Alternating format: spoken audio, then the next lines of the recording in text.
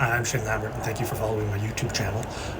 I've decided that I'm going to start making some YouTube videos to accompany articles that I wrote over the years at my blog called Missing Persons Commentary. At that blog, I look at kind of missing persons cases, but in general, I also look at unsolved mysteries. And I want to make some videos to accompany some of my more favorite articles. I hate to say more popular. Some of them are not very popular, but I enjoyed writing them, and I want to do a video on them. Today, I'm going to talk about the Elisa Lam mystery. I did write about her a few years ago in 2020. It's one of the most talked about mysteries of the last decade, I think, in terms of like true crime. And she's not really a missing person, but I guess she was for a little while. This is a young woman from Vancouver who went to Southern California. She did touristy things on her trip, but she ended up dead on the rooftop of a dodgy hotel. Now, I read about the mystery in online forums, and I want to offer my take on what I think happened. Now, I want to bring in two perspectives that a lot of people might not have. Firstly, I've been to this hotel. I stayed at this hotel, the hotel that she went missing, and was found dead in the water tank on the rooftop. I stayed at that hotel in 2011 and in 2012. I've embedded my receipts on the side there, just so you can validate that. I never deleted it from my Expedia itinerary. Of course, I was a budget traveler, and that was a budget hotel. What I remember about the hotel, and it was formative in my opinion, there were all kinds of different kind of rooms. It was in a dodgy area of LA. In fact, if you've ever heard the phrase Skid Row is the neighborhood that's right near this hotel. So that phrase has become synonymous with an impoverished and destitute and antisocial behavior on the sidewalk kind of neighborhood. The namesake for the phrase Skid Row comes from the neighborhood that this hotel is in.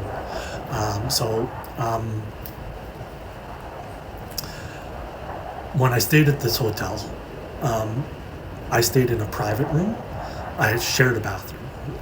There's a bathroom at the end of the hall, and it's shared with numerous rooms. It's also my understanding that this hotel had private rooms with ensuite bathrooms, and it had dorm rooms. Now, the other significant experience besides direct experience staying at the hotel that I want to discuss is that I used to be a hotel manager. There's a screenshot of me. I once did an interview with the CTV News when I was a hotel manager.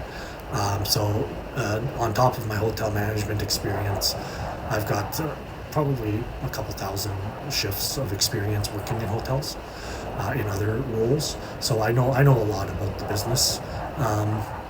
I do think that's important because it was that hotel management experience and hotel experience in general was formative in my experience. Now, what I read about the Elisa Lam mystery, several things stood out to me to suggest that, I wonder if they should look closely at all the hotel staff. Now, one thing that stood out to me was there was a conflict. Elisa Lam was in a dormitory room, and she ended up having some kind of conflict with her other dorm mates. And what I read was that she ended up in a private room. Now, I think a lot of people right there would be like, well, maybe there's some kind of conflict between her and the other people in the dorm that would give them a motive to harm her. That's not where my brain went. Where my brain went was, okay, actually, hotel staff, they don't like somebody who behaves in a snotty, kind of rude, affronting kind of manner, and then ends up rewarded for it. What hotel staff like is they like that person to get kicked out of the hotel. That's what that's what hotel staff want. Somebody who's like being obnoxious and causing problems, they want that person out. Now, what they hate is a pragmatic manager that's like, oh, okay, you're having a conflict with the other people in your dorms. I got an idea. I'll upgrade you. and then you get a free room, you get a free private room, and that'll end the conflicts. And the hotel staff is like, yeah, but that's kind of not fair. Hotel staff do think like this. Okay, would somebody harm somebody over that? My initial reaction was, no, that's too trifling of a matter to harm somebody over. But then when I thought about it, and you should think about it too, people kill each other without motives. There are people out there who do not need a motive to kill somebody. And I guarantee you, you will find people like that in Skid Row. Okay? So if you're sitting there saying, oh, that's too minor of a motive to harm somebody, you gotta smarten up. I'm sure you've heard of a serial killer before. These are people that require either no motive or very little motive to harm somebody. So when I realized that, I was like, okay, any kind of motive could tip somebody who's got a mental imbalance over the edge, right? So I looked at this case more and more.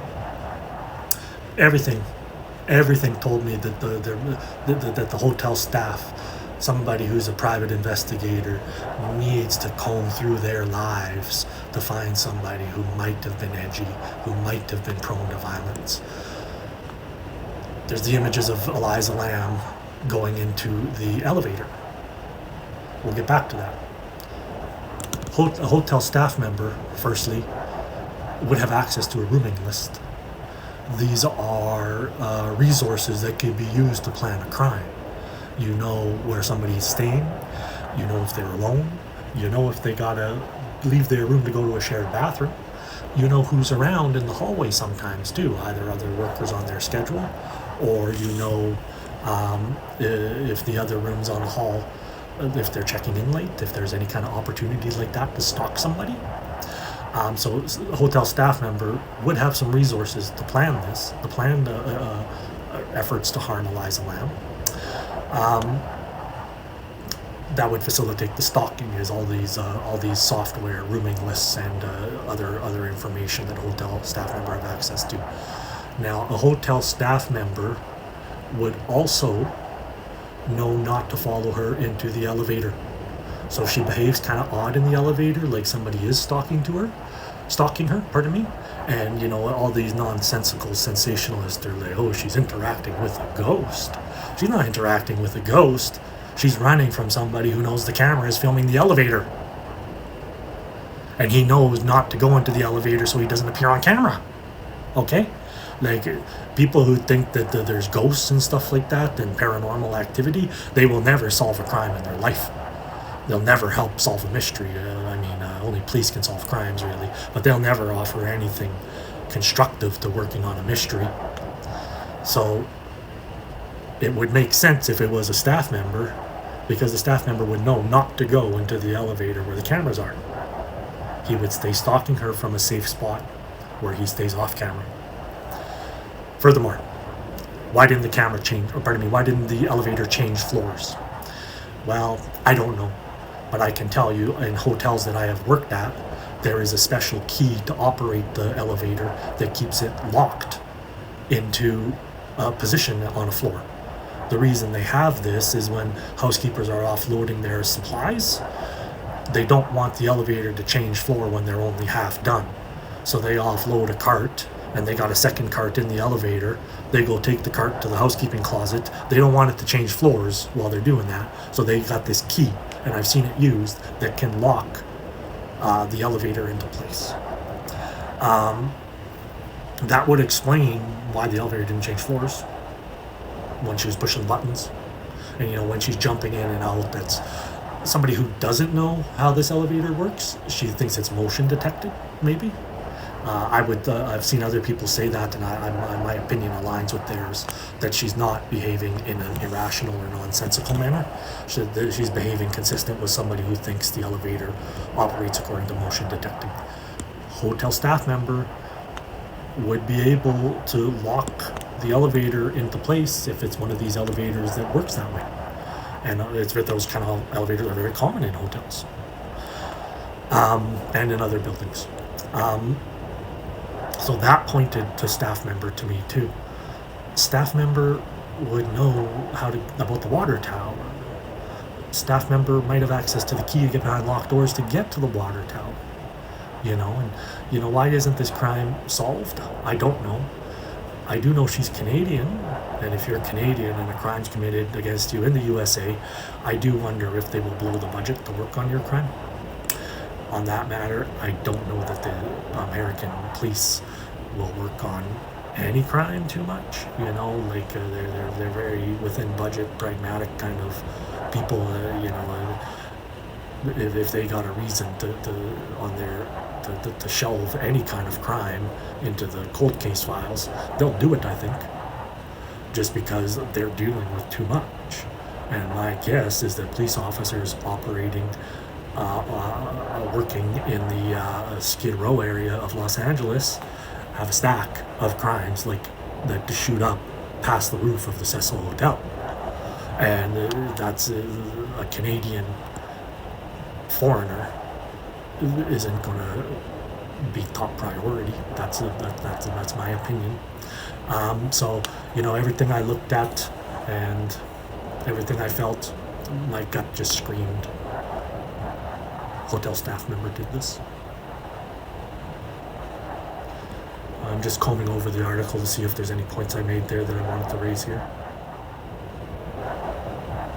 The last thing, one other point I wanted to bring up, what they could look for,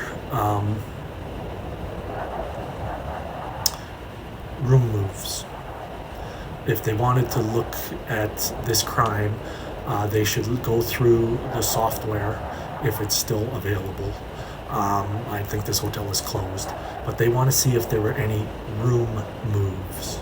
So let's say, for example, that Elisa Lam, and this is an arbitrary room number, let's say she was in room 400, a staff member that was targeting her might move anybody who's an arrival who's supposed to go into the room beside her. A staff member might move that arrival somewhere else just to facilitate the stalking. So if there's any effort through room moves to isolate her in the hotel, that would be extremely interesting, I think.